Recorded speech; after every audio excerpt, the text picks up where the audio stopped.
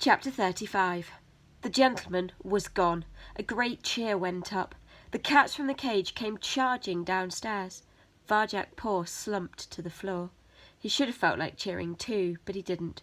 All he wanted was some quiet place to rest. Some chance. "Varjak Poor, you did it," said Julius. "Varjak and his friends!" They were swamped by admiring green eyes. The Mesopotamian Blues swept them up and carried them on their shoulders. Around them the street cats were taking over the Contessa's house. They were everywhere, celebrating their release, enjoying their freedom. "Thank Jalal that's over," said Mother above the racket. "Now, how are we going to get back to normal?" "Good thing there's all that dry food," said Father. "It's not caviar, but it'll do." Varjak stared at them, shocked. "You don't want to stay here after everything that's happened?" "We can't go outside," said Father. "This is our home," said Jasmine. "The Contessa's house." "But there's no Contessa anymore," said Varjak. "No more gentlemen, it's just us. We're on our own in the world." He heard a snuffling noise. It was Jay, Jethro and Jerome. "Don't be scared," he said. "We'll start again. We'll find a new home somewhere, just like Jalal when he left Mesopotamia. Except this time it'll be ours, because we'll make it ourselves." "Varjak Poor!" "Clutch!" The family scurried aside as the colossal dog leapt back through the window. Tam turned to Holly, her eyes wide open with wonder. "I don't believe it," she whispered. "He actually talked to a dog? A real proper dog?" "He's called Cludge," said Holly. "He's a friend." Cludge's tail wagged merrily. That cloudy look was completely gone from his eyes. They were clearest black now, and they sparkled with a new life. "Man gone now," he panted. "Won't come back." Varjak grinned. "You saved us all, Cludge. But how did you climb the wall?" Cludge drew himself up to his full height. "Wall scare, Cludge." "Friends need Cludge," he said.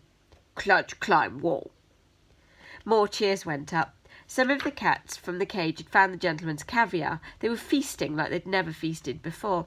Others were streaming through the shattered green window, returning to their lives outside as the sun began to rise after the long dark night. Varjak turned to his family. "That's where I'm going," he said. "That's where I belong." "But you and your friends saved us," said Julius. "You're head of the family. You can't go now." Varjak smiled at his brother. "I think maybe it's time there wasn't a head of the family anymore," he said.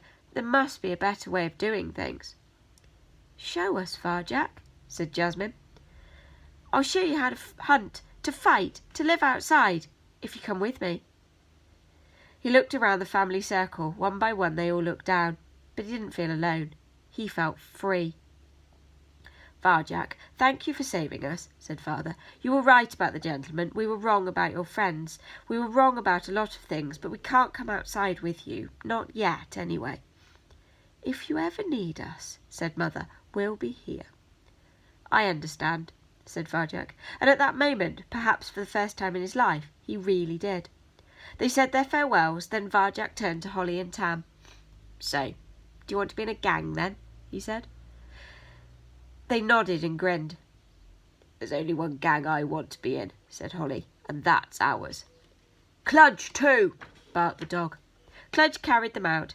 As they went, the friends talked and laughed about the things they had done and the things they would do. Many of the cats freed from the cage followed them, like they were leaders of the gang. So much lay ahead of them. Anything was possible now. It was a beautiful morning. The earth was decked out in dewdrops.